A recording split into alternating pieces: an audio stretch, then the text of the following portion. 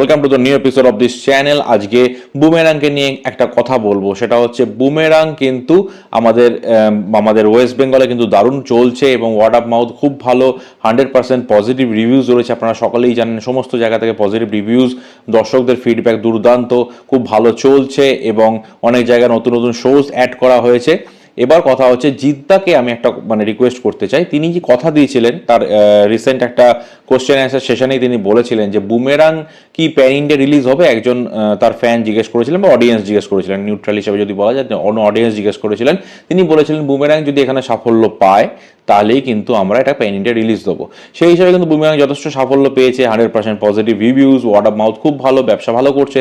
তাহলে এবার pan India release দেওয়া হোক এবং আমার মনে হয় এই ছবিটা কিন্তু প্যান ইন্ডিয়া লেভেলে ভালো কালেকশন করতে পারবে।